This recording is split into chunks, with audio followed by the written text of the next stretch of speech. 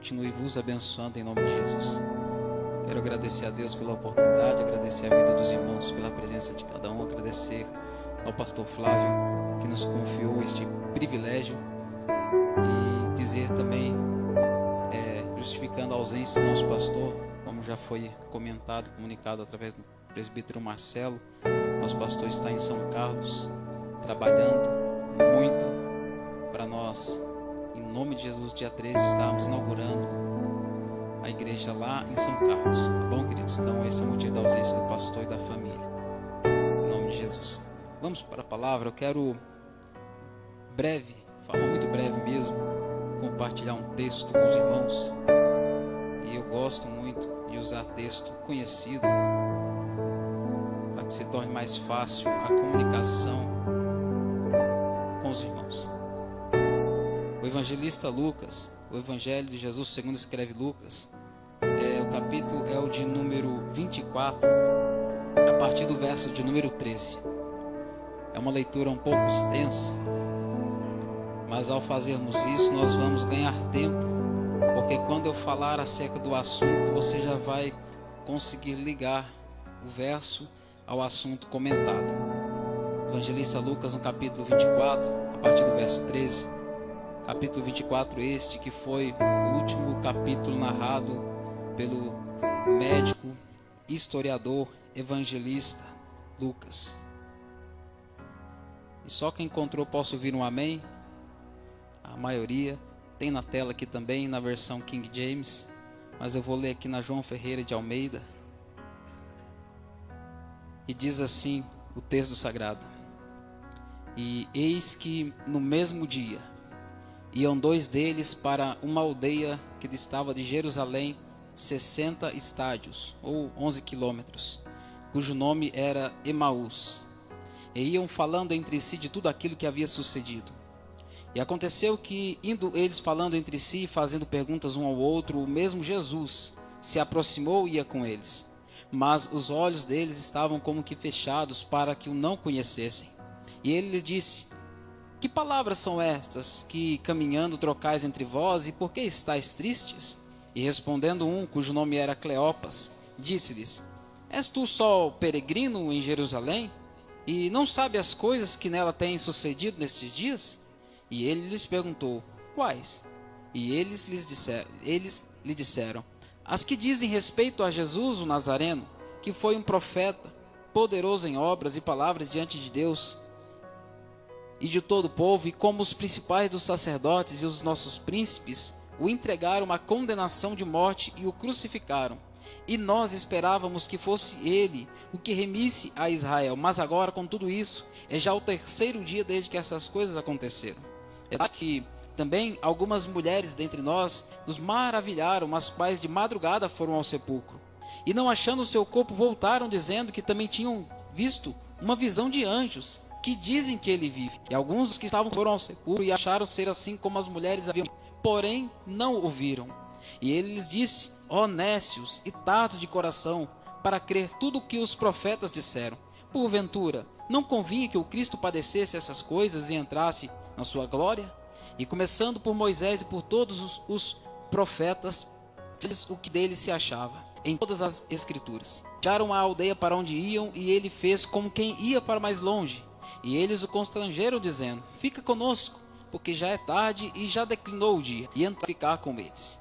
E aconteceu, estando com eles, tomando o pão, o abençoou, o partiu e o deu.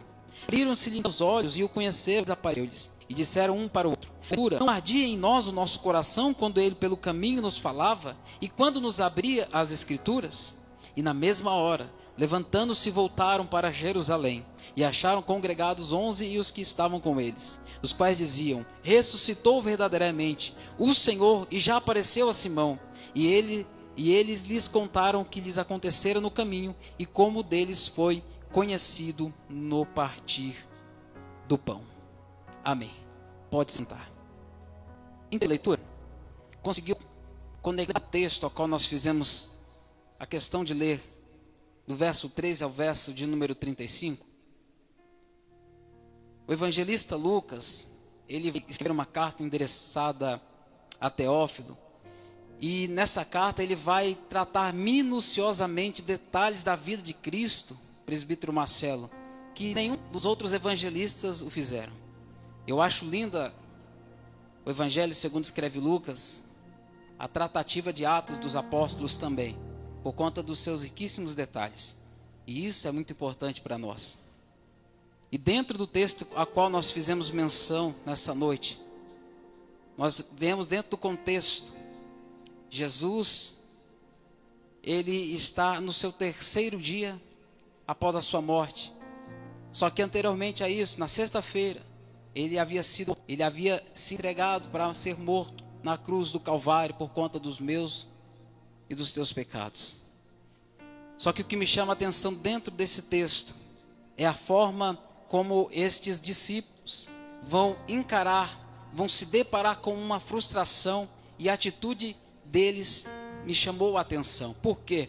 Porque a atitude destes dois discípulos a caminho de Emaús, muitas das vezes, é a mesma atitude que muitos de nós já tivemos, ou talvez ainda temos, diante das adversidades, diante dos problemas, diante das frustrações que a vida, ela faz questão de colocar diante de nós. Jesus, ele nunca nos enganou, assim como ele nunca enganou os seus próprios, porque quando chamou os seus discípulos, disse a eles: olha, no mundo vocês vão ter aflição, mas tem de bom ânimo. Por quê? Porque eu venci o mundo.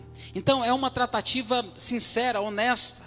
Jesus, ele faz questão de deixar essa pauta aberta, dizendo: vem, aquele que quiser vir após mim, vem, segue-me, mas primeiro tome a sua cruz, negue-se a si mesmo. Essa era a condição, e depois me sigam. Então Jesus, ele nunca nos prometeu facilidade. E os discípulos, eles estão vivendo um momento de frustração, e o que eles fazem? O que eu já havia comentado, que muitas das vezes nós fazemos, ou vemos pessoas fazerem, quando a frustração bate à porta. Sabe o que é a primeira coisa a ser feita? Entenda, eles estavam em Jerusalém, onde Jesus havia sido morto, sido crucificado. Eles estão voltando para a cidade de origem deles. Certamente muitas lembranças, certamente a vida deles estava em Emaús, a 11 quilômetros de Jerusalém. Só que até então, Jerusalém quer dizer lugar de paz. Emaús, no termo hebraico, quer dizer Hamat, ou águas que curam, ou fonte de águas quentes. No meio da frustração, no meio do problema, no meio da luta, no meio da adversidade, irmão Valdez, estes dois discípulos estão buscando um momento de refrigério para suas almas fatigadas, angustiadas. E o que eles fazem? Eles se afastam de Jerusalém. E quantas pessoas, espero esse não ser o seu caso, se afastaram da presença de Deus, se afastaram da comunhão entre os irmãos, se afastaram da igreja, se afastaram da leitura da palavra, se afastaram do convívio com o povo de Deus, ou tudo aquilo que se refere a Deus e a sua vontade. Por quê? Porque a frustração, os problemas, as lutas, as aflições o sufocaram, o alcançaram e o atingiram. Foi exatamente isso que aconteceu com estes dois discípulos. Por quê? Porque eles tiveram as suas perspectivas ou as suas expectativas frustradas. Mas eu quero fazer um convite a você. Por mais que os problemas venham contra a sua vida, por mais que as lutas elas venham tentar de alguma maneira te paralisar, persevere, continue, siga em frente. Lembre-se das palavras que Jesus falou. Se apegue à promessa que Ele tem para você, para a sua casa e para a sua família. Porque eu entendo, irmãos, que quando Jesus ele vai destacar, dizer aos seus discípulos, não convinha que o Cristo padecesse, passasse por tudo isso. Ele está falando de um tempo futuro. Eu logo percebo que o futuro, ele se trata de uma visão. O futuro não é aquilo que os meus olhos veem. O futuro é aquilo que a minha mente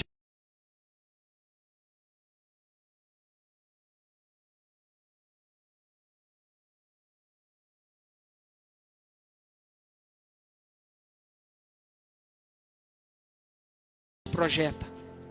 Você se lembra de José? José, quando ele foi vendido como escravo para o Egito, ele tinha uma promessa sobre a vida dele. De madrugada, não sei, Deus visita e concede a ele sonhos. E nesses sonhos ele se tornaria alguém de influência, alguém de nome, alguém que estaria se destacando no meio da sua família. Só que esta era uma visão que Deus havia concedido a ele.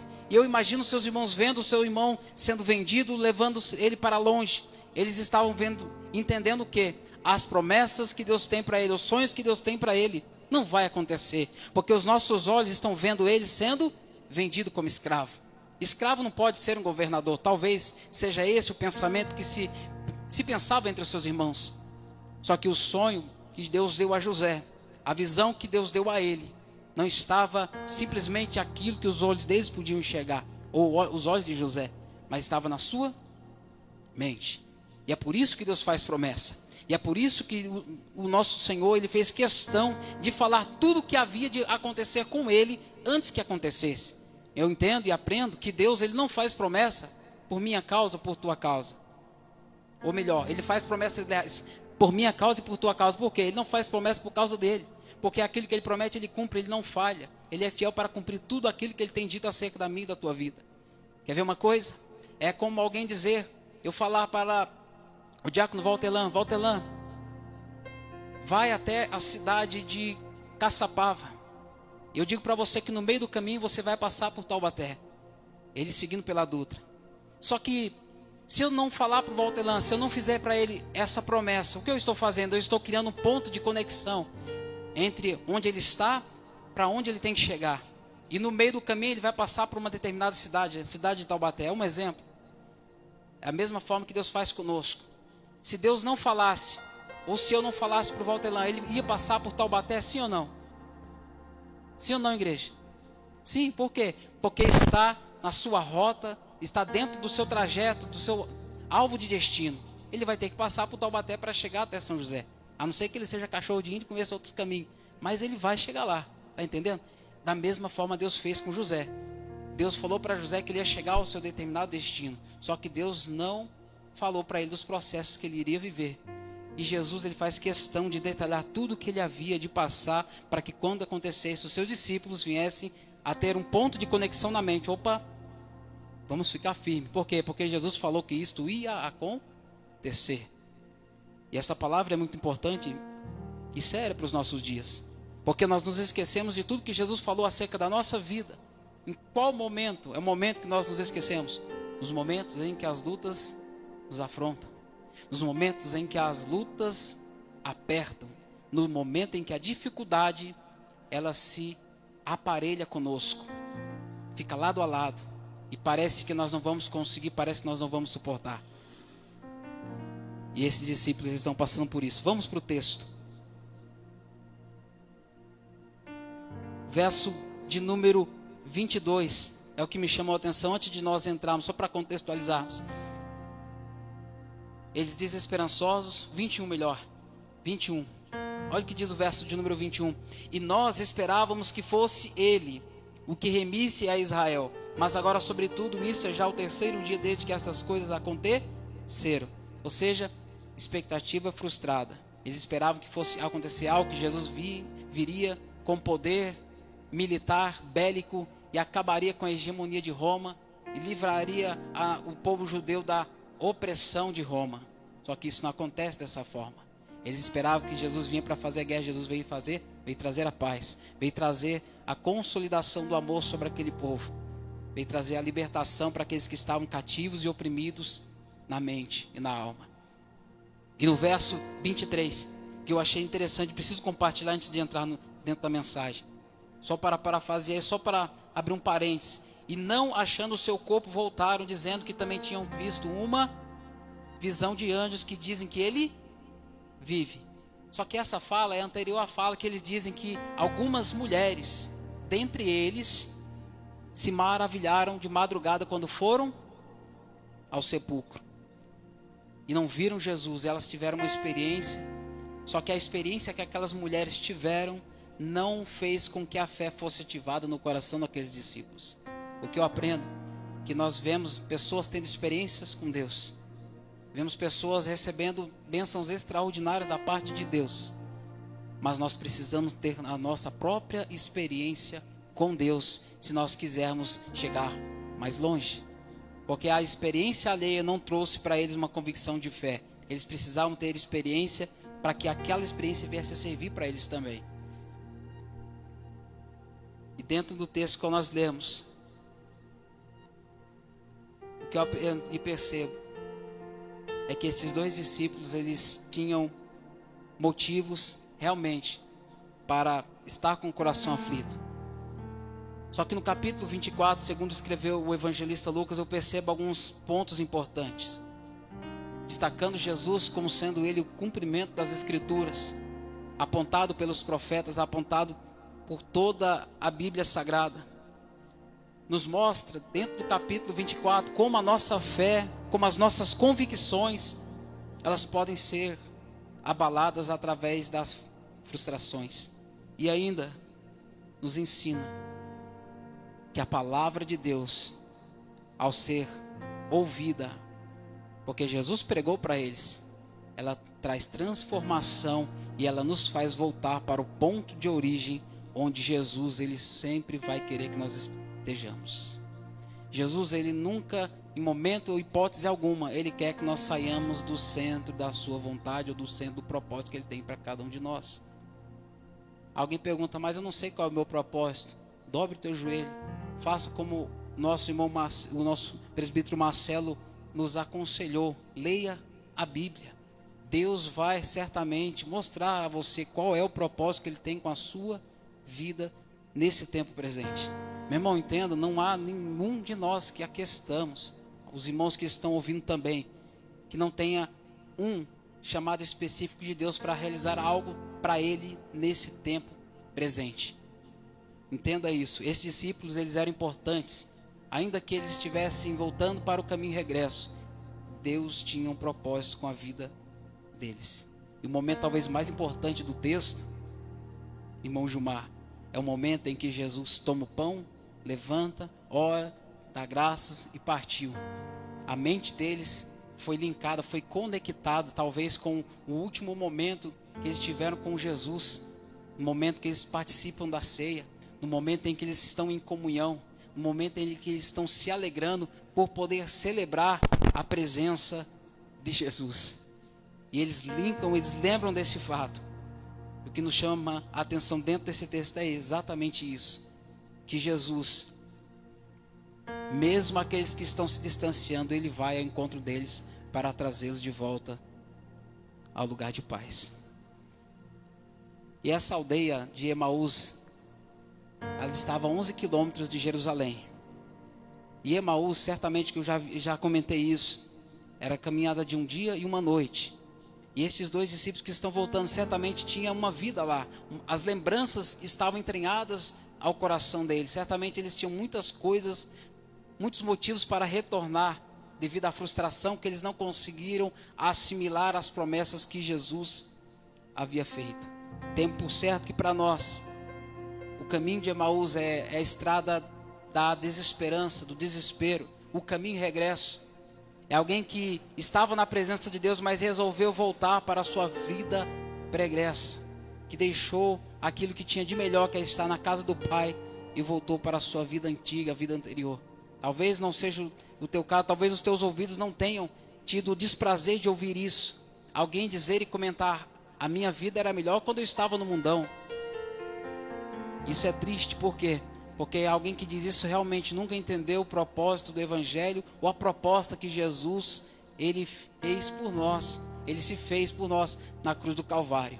Hoje, eu só estou aqui em cima desse altar, tendo esse privilégio de poder compartilhar da palavra do Eterno com você, porque um dia ele me alcançou lá na biqueira, drogado, alcoolizado, não valia R$1, e não tinha nem R$1 no bolso, mas Jesus me alcançou, mudou a minha sorte, mudou a minha história. E hoje, irmãos, eu não posso ser hipócrita, não posso ser ingrato e deixar de viver a minha vida para servir o meu Senhor. Eu não posso voltar para a minha vida antiga. Eu não posso retornar à minha vida pregressa.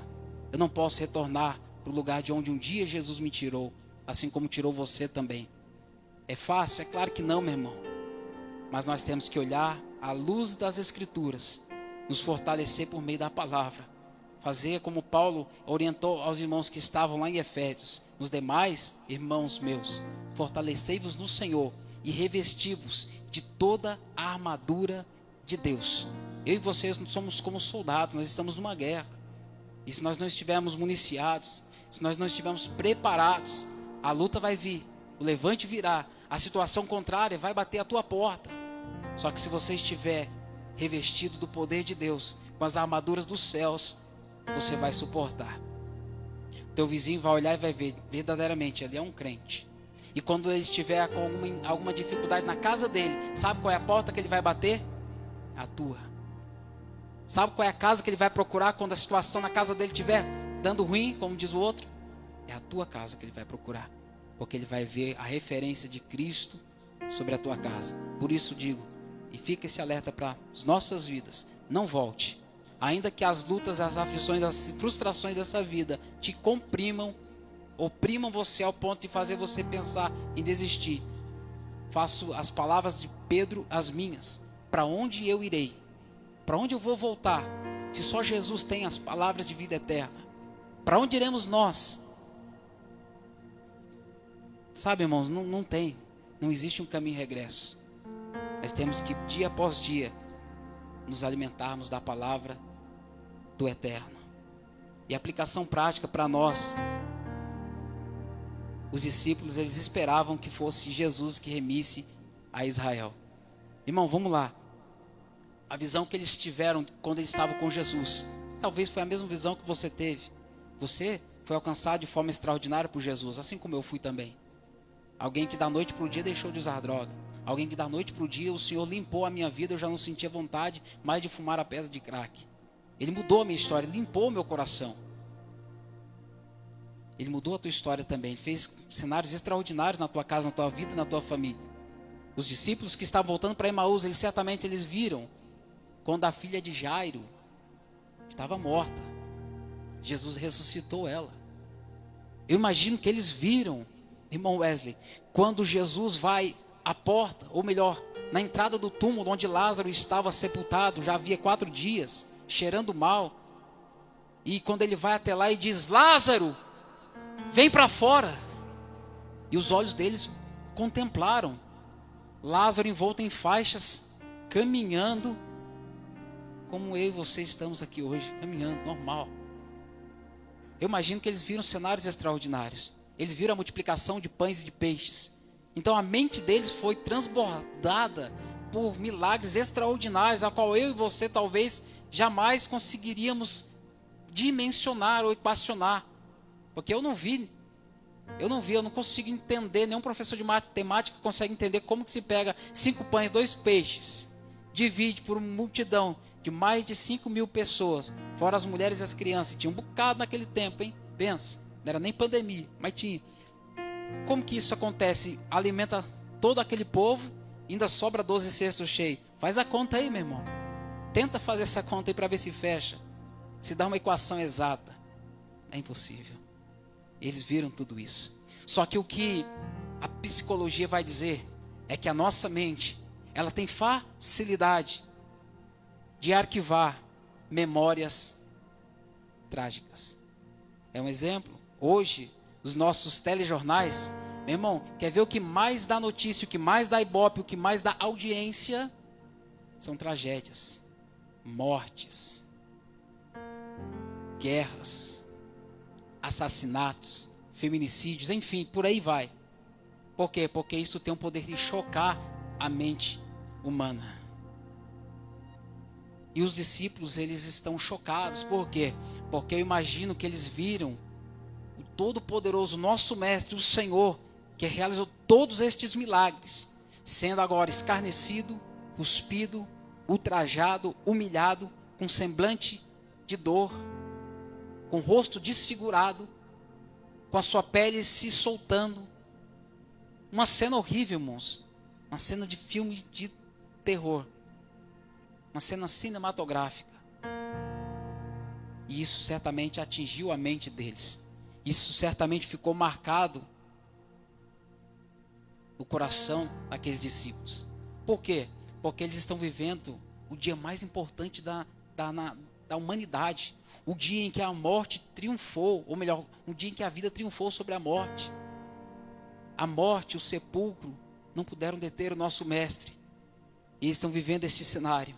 Era um dia de vitória para ser comemorado. Não era para ser um dia de luto, um dia de tristeza. Mas o coração deles, o sentimento deles, a frustração, a angústia, tomou conta do coração deles. Eu abro um parênteses e fico um alerta para as nossas vidas. Sabe o que é a angústia? Segundo os psicólogos, é a principal emoção do ser humano. Uma criança, quando ela nasce, quando lhe é cortado o cordão umbilical, há quem diga que a corta desse cordão umbilical, o corte desse cordão umbilical, causa um sentimento de separação que traz angústia a essa criança. E aí por isso ela chora, por sentir a dor da separação. E a angústia é a ferramenta que nos nossos dias o inimigo das nossas almas tem buscado levar muitos de nós para ela. Por quê? Porque o angustiado, ele não consegue orar. Ele às vezes até quer, ele tenta, ele dobra o joelho, ele vai tentar. Mas parece que tudo incomoda. O joelho dói, as costas dói, não tem posição que dê jeito, dá sono. Ele vai ler Bíblia, ele está angustiado, ele não consegue, ele lê um pouco e já não entende. O angustiado, ele não tem tempo para congregar, ele não tem tempo para buscar a Deus. Não que ele não tenha, ele não consegue limitar a vida dele dentro de um cronograma que precisa ser seguido. E há quem diga que tempo realmente não se tem, o tempo se cria, porque tudo aquilo que nós temos como prioridade, nós arrumamos tempo. Arrumamos tempo para tantas coisas. E às vezes falamos, eu não tenho tempo para ler Bíblia, eu não tenho tempo para orar, não tenho tempo para vir na igreja, eu não tenho tempo para estar em comunhão com os meus irmãos. E arrumamos um monte de desculpas. E um pregador do século passado, eu acredito que seja do século passado, se não foi, é desses aí. Ele vai dizer que o Facebook, o Instagram, as redes sociais vão ser a maior ferramenta que certamente Deus vai usar naquele grande dia. Principalmente para aqueles que dizem, eu não tenho tempo. Por quê? Porque nós temos tempo para todas estas coisas. Para as redes sociais nós temos tempo livre. E às vezes nós negligenciamos o tempo com a palavra, tempo com Jesus. Os discípulos, eles estão vivendo o paradoxo das emoções. E como que nós podemos explicar este sentimento no coração dos discípulos? E infelizmente, irmãos, no decorrer das nossas vidas, eu falo isso com um tom de nota um pouco mais triste, mas é para que nós venhamos realmente refletir no que nós estamos ouvindo. Nós passamos pela mesma experiência destes discípulos que estavam a caminho de Emaús. Quando nós decidimos nos afastar da casa de Deus, nos afastar da presença de Deus, nos afastar da leitura da palavra, nós começamos a voltar vagarosamente para a nossa vida antiga e caminhar a passos largos para o caminho de perdição, ao qual um dia o Senhor, Ele já nos tirou. A Bíblia diz, não useis da liberdade que há em Cristo para outra vez dar lugar ou dar ocasião à carne. Sabe aquela pessoa que foi liberta das drogas, do álcool, da cachaça, enfim, tudo? Ele começa vagarosamente, ele fala, só vou tomar uma cervejinha sem álcool, porque eu não sou viciado. Eu falo porque eu vi isso acontecer com muitas pessoas. Não é um caso, não é um conto isolado, não, é algo real que acontece. Vagarosamente foram deixando, foram voltando, foram retornando, por causa de alguma frustração, algum problema que não foi tratado. Meu irmão, quero dizer para você, se tiver algum problema, o problema tem solução. Se tiver alguma dificuldade, a dificuldade não é para sempre. Se alguma coisa te frustrou, eu digo para você, irmãos, a frustração que nós temos, principalmente relacionada a pessoas, de mim para você, de você para mim, sabe qual que é? O maior, vamos dizer assim, a maior perspectiva disso acontecer, e a maior causa, melhor dizendo, são as expectativas geradas de você para mim e de mim para você. Quer ver um exemplo? Um exemplo só.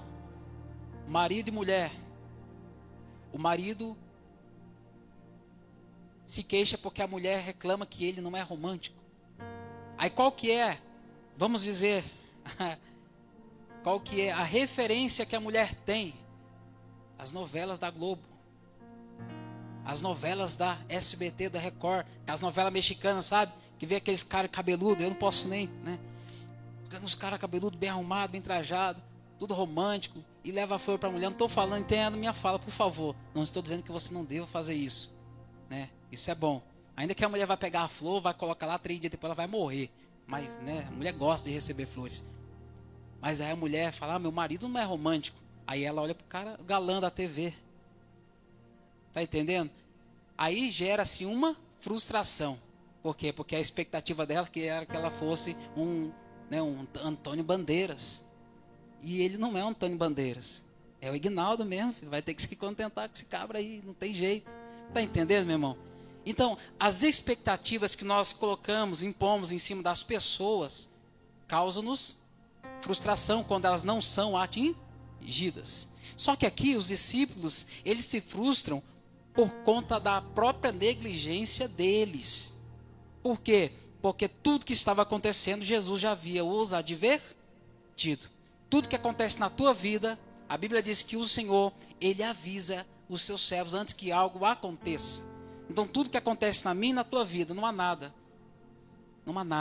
que aconteça conosco, que antes o Senhor não nos tenha falado, aberto os nossos olhos, sabe, chamado a nossa atenção. Meu irmão, nestes pouco mais de 8 ou 9 anos, por bondade e misericórdia, eu tenho visto e acompanhado alguns atendimentos com o nosso pastor. E quantas pessoas nós vemos sendo aconselhadas, orientadas com baseamento bíblico, irmãos. Palavra. Não é eu acho, eu penso, eu imagino. Não. É pela palavra. Por quê? Porque é a única base segura que nos dá sustentabilidade para aconselharmos alguém. Porque tudo que nós quisermos extrair está dentro da Bíblia. E quantas pessoas preferiam seguir outro caminho? Voltar para Emaús. Voltar para a vida antiga. Estão lá até hoje. Estão lá até hoje. Então isso é sério, é para os nossos dias. Isto é muito sério. E esses discípulos retornando no caminho de Jesus ao encontro deles. Nós estivemos pensando talvez em retornar a Emaús ou a nossa vida antiga.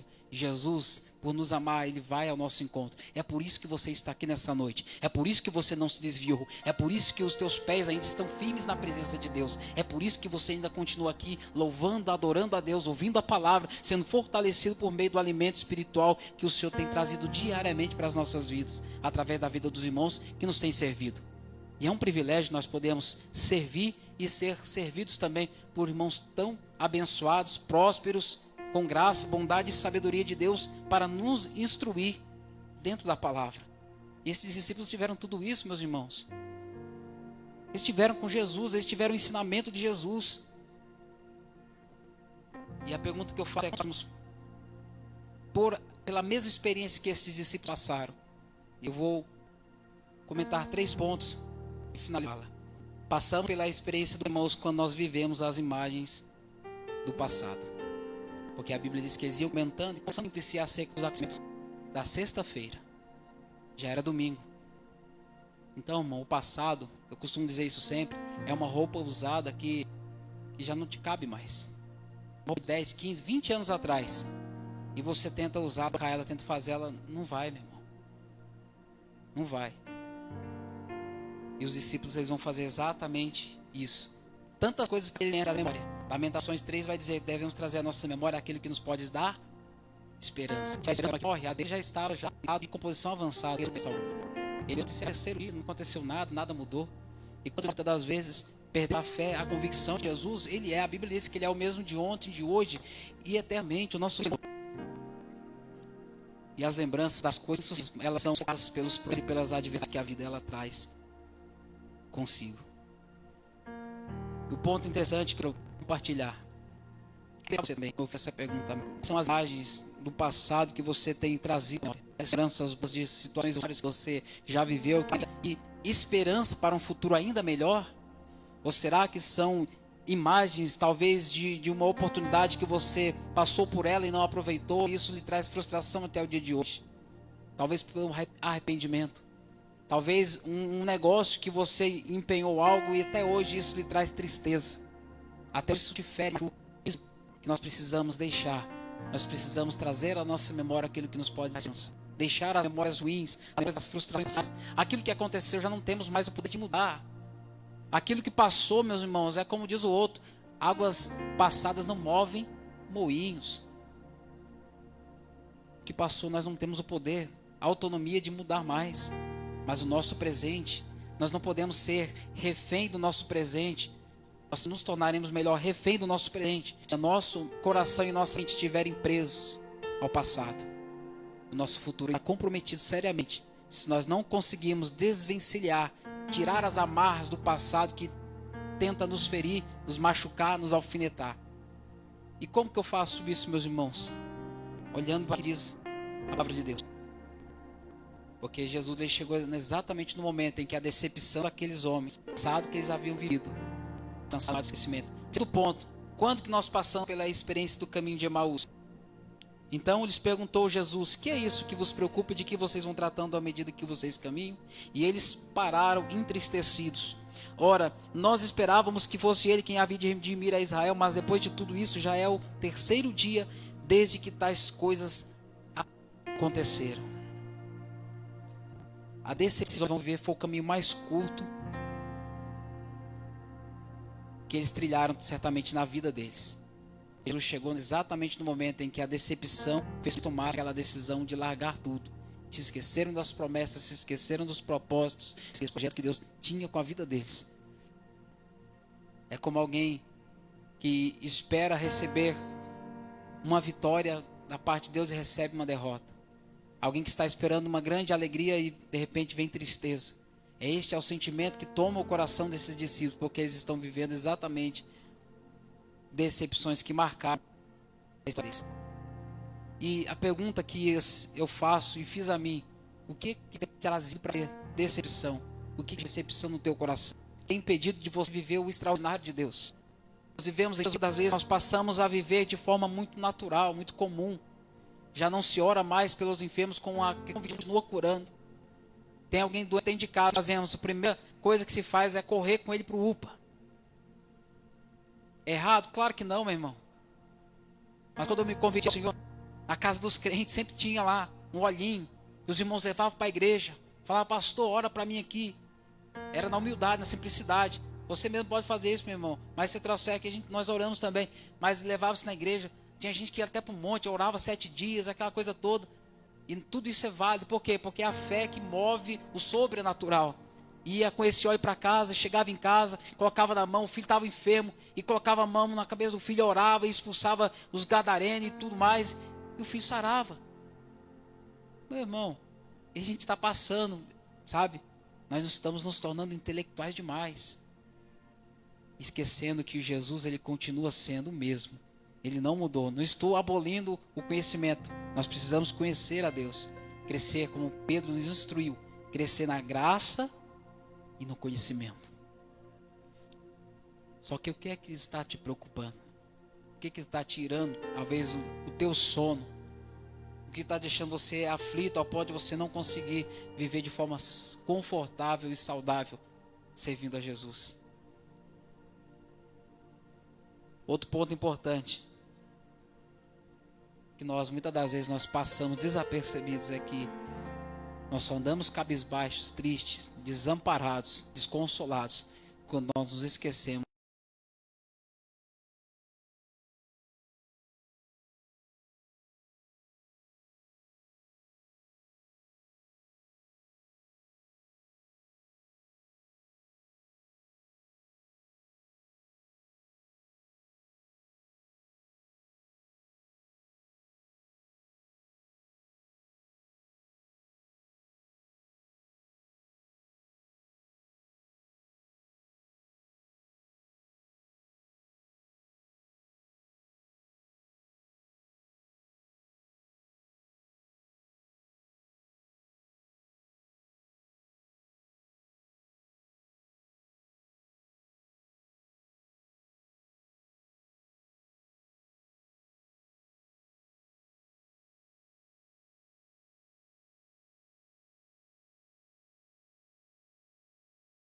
do que realmente a palavra de Deus ela nos ensina. Irmãos, a vida realmente ela não é fácil para nenhum de nós e nunca vai ser. Aceite isso. Como diz o outro, aceita que dói menos. Mas nós temos um Cristo que morreu na cruz do Calvário para tirar-nos da nossa vida de pecado, para nos tirar das trevas, nos trazer para a sua maravilhosa luz. Nós que estávamos mortos em delitos e pecados, Ele nos deu vida. E é Ele que nós estamos servindo. E Ele pode fazer todas as coisas na nossa vida. Romanos 8:28 vai dizer que todas as coisas cooperam para o bem daqueles que amam a Deus. Os discípulos talvez não entenderam essa proposta. Eu não sei o que trouxe decepção ao teu coração. Talvez você tenha se decepcionado com alguém. Talvez você tenha se decepcionado comigo. Por alguma coisa, por algum motivo, por algo que eu tenha falado, eu não sei. Mas isso precisa ser tratado. Você não pode sair por estas portas sem tratar a ferida que ainda te machuca, que ainda te fere, que ainda causa dores em você. É como alguém que se feriu com alguém da igreja e por esse motivo ela não vem mais para a igreja. Ela deixa de frequentar os cultos. Ela vê o irmão do outro lado da rua, ela passa de largo. Ela se esconde atrás dos carros. Parece até um bandido, um assaltante. Misericórdia. Não podemos ser assim, meus irmãos. Se acontecer alguma coisa entre mim e você um dia, meu irmão, estamos sujeitos. Sou falho, pecador, assim como você também. E da mesma forma que é daqui para aí, daí para cá também. Nós precisamos nos compreender uns aos outros, para nós trilharmos até o fim, até a vinda de Jesus. E continuarmos em comunhão. E o último ponto. Nós passamos pela experiência no caminho de Emaús por nós desconhecermos as Escrituras. Olha o que diz o texto. E começando por Moisés, discorrendo por todos os profetas, expunha-lhes o que a seu respeito constava em todas as Escrituras. Nós percebemos que Jesus, ele vai mexer com o brio daqueles discípulos. Jesus, ele vai no caminho e pergunta para eles qual que é as notícias, o que está acontecendo, o que vocês estão caminhando, trocando. Ele comenta, fala, aconteceu isso, Jesus, que era profeta, poderoso em obra, né, morreu, né, foi morto pelos sacerdotes, e já é o terceiro dia, não está acontecendo nada, e né, aquela choradeira toda dos dois discípulos. Jesus, tá. Aí Jesus começa, lá dos profetas, desde Moisés, e vem trazendo um rolo, como diz o nosso professor Messias, né, um fio de ouro. Isso mesmo, alunos do seminário teológico Ebenezer? Exatamente, um fio de ouro. Ele vem trazendo, ponto a ponto, e os discípulos ficando maravilhados e ouvindo a palavra. E a resposta, interessante isso, irmão, a pergunta que eu faço é: por que nós, conhecendo tudo que nós conhecemos hoje, conhecendo as Escrituras, conhecendo a Bíblia, conhecendo o poder de Deus, por que nós nos afastamos da comunhão? Por que nós deixamos de estar em comunhão com os irmãos? Por que nós às vezes não temos prazer de vir à igreja?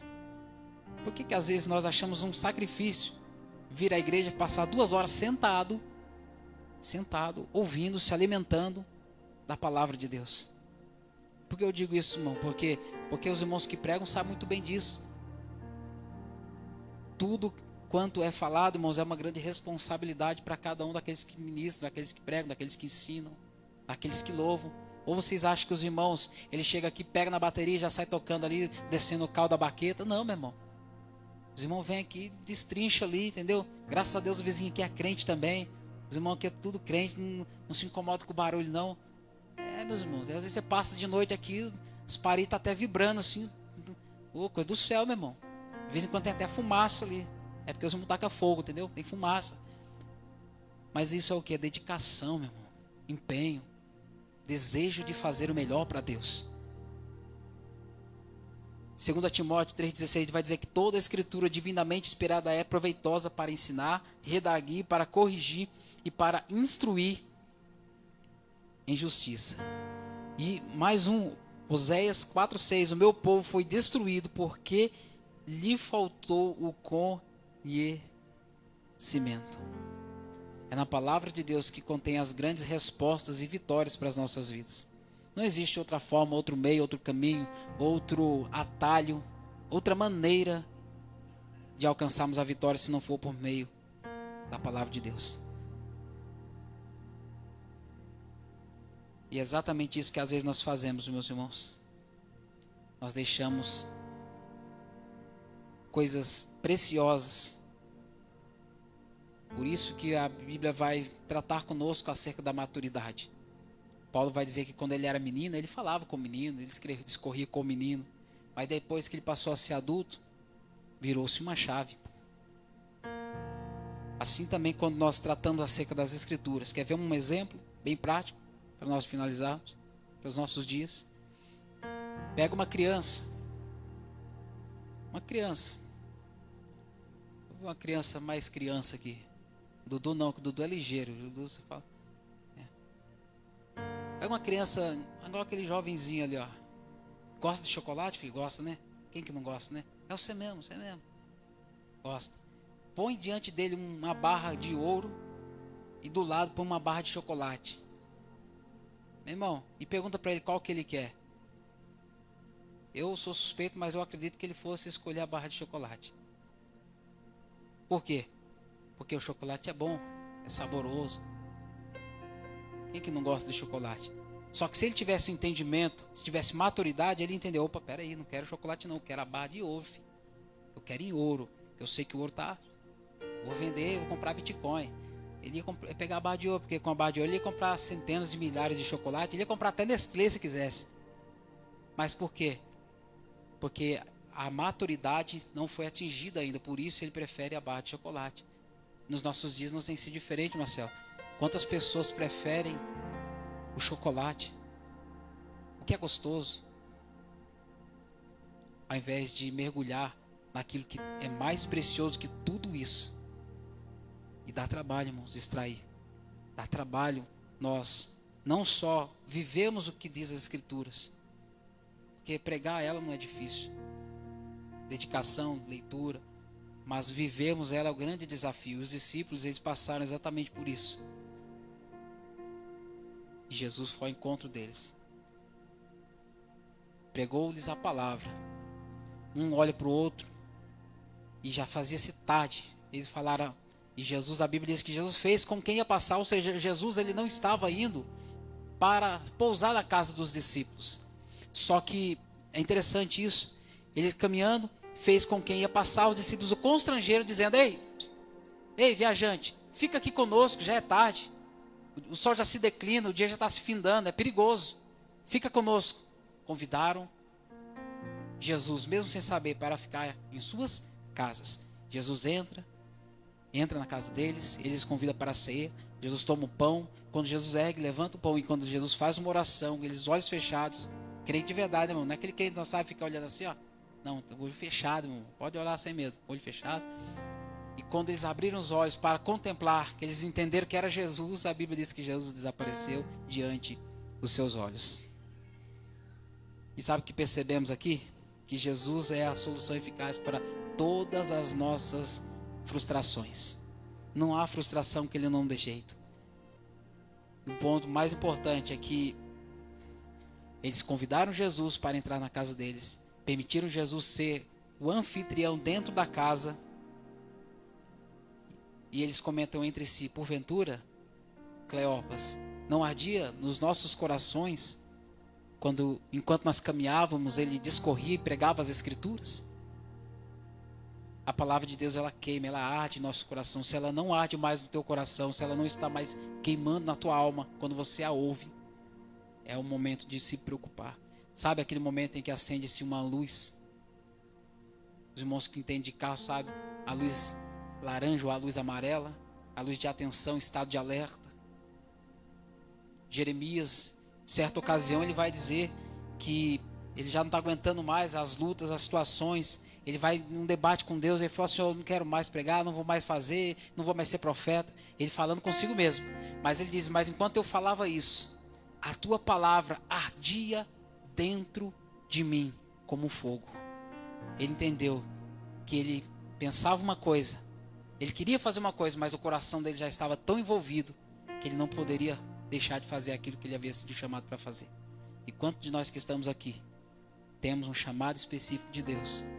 E o coração arde quando você pensa em fazer aquilo que Deus chamou você para fazer. E às vezes você retranca, recua. Às vezes você dá um passo atrás. E Jesus está indo ao teu encontro nessa noite para dizer para você: vai, faz, está em tuas mãos. Eu vou te ajudar. Eu vou ao teu encontro. Eu vou mudar a tua história. A Bíblia diz que eles voltam depressa para Jerusalém. Porque isso é uma atitude do crente salvo. Quando ele é tocado novamente pela palavra, ele não se contém. Ele vai anunciar aos outros. Ele vai compartilhar com os outros o que ele recebeu. O que lhe foi acrescentado, ele vai dividir com mais alguém. Ele vai até os discípulos dizer: olha, ele ressuscitou. Ele passou lá em casa. Jesus passou lá em casa. A palavra dos discípulos quando chegaram lá onde estavam os outros. Vamos colocar de pé, meus irmãos. Nós chegamos ao final da estrada do caminho de Emaús, onde Jesus pregou, onde Jesus anunciou, onde Jesus resgatou 2 discípulos que estavam retornando para a sua vida regressa, para a sua vida antiga, largando, abandonando o que Jesus havia confiado a eles. Da mesma forma, culto de família no altar. Os discípulos, certamente eles tinham famílias.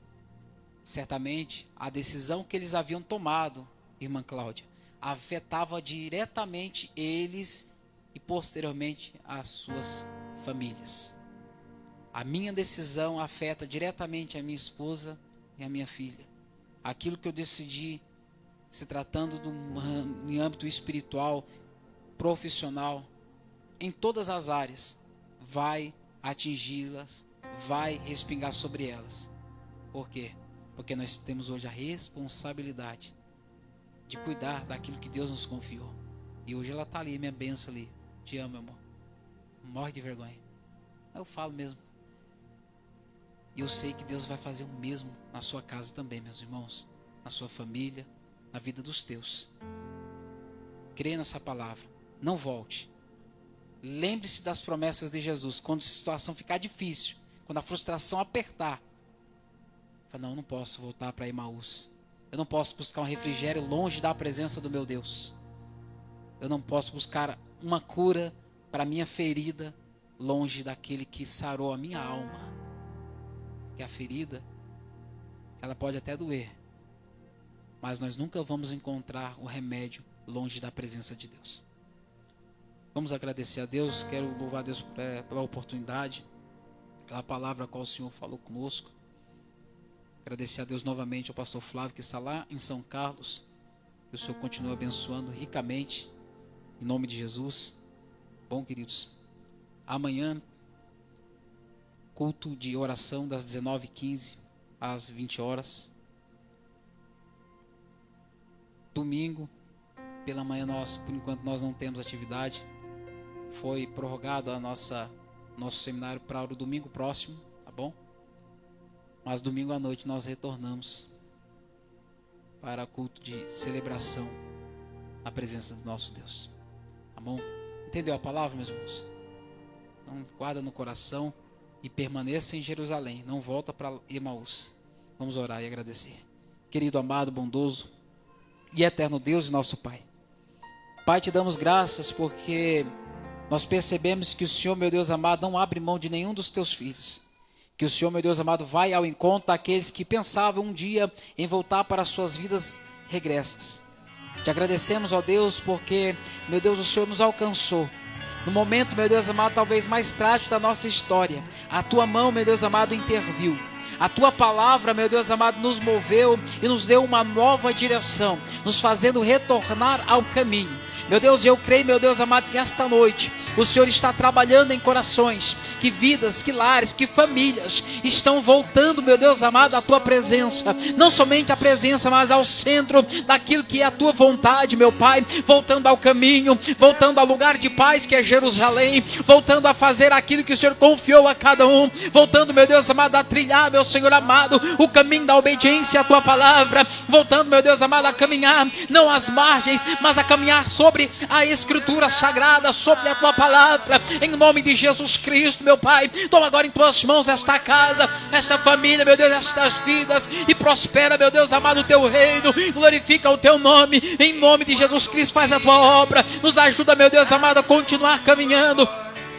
Nos ajuda, meu Deus amado, a continuar lutando, meu Pai, em nome de Jesus Cristo. Mesmo que as situações, que as aflições, que as decepções dessa vida presente, meu Pai, deste tempo, meu Pai, venham, meu Deus, contra a nossa vida, que nós venhamos perseverar, que nós venhamos, meu Deus amado, aguardar, meu Senhor amado, aleluia, na tua provisão, aguardar, meu Deus amado, no Senhor, aguardar na tua palavra e permanecer, meu Deus amado, no teu amor, Pai, em nome de Jesus Cristo. Nós te agradecemos porque até aqui a tua boa mão nos tem sustentado, glória, a tua mão nos tem, meu Pai, fortalecido, oh meu Deus, em nome de Jesus Cristo, tal como o Senhor fez com aqueles discípulos a caminho de Emaús. Muda também a nossa história, muda também, meu Deus, os nossos passos, muda também o nosso caminhar, meu Pai, muda, meu Deus amado, o nosso coração, que ele possa continuar ardendo por meio da tua palavra, e quando nós ouvimos a tua palavra, meu Pai, o nosso coração venha a queimar, venha a arder, venha a ser incendiado, meu Pai, porque a tua palavra é viva, a tua palavra é eficaz, oh meu Deus, a tua palavra ela muda a nossa história, a tua palavra nos dá direção, glória, e eu creio que esta noite, meu Pai amado, o Senhor está mudando histórias, dando direção, fortalecendo vidas e transformando corações para a tua glória, para a honra do teu santo, maravilhoso e poderoso nome, ó Deus. Tome tuas mãos agora e faz, meu Pai, conforme a tua vontade. Nós entregamos em tuas mãos e te agradecemos, ó Deus amado, por tudo quanto o Senhor tem feito, meu Pai, e por tudo quanto o Senhor ainda vai fazer, segundo a tua vontade e conforme o teu poder. Nós oramos, meu Deus amado, e te agradecemos em nome de Jesus. Amém e amém. E graças a Deus. Amém, meus irmãos. Fica essa palavra, que o Senhor continue vos abençoando em nome de Jesus. Amém. Vamos agradecer a Deus e logo após a bênção apostólica. Pai, leva o teu povo em paz, em segurança, livres, guardados, libertos de todo mal. Conceda, meu Deus amado, a cada um término de noite, meu Pai, próspero, um sono reparador, e que o Senhor possa continuar falando melhor em cada coração, segundo a tua vontade, conforme o teu Espírito Santo. É o que nós oramos, pedimos e agradecemos em nome de Jesus. Estenda suas mãos com as minhas lá em cima.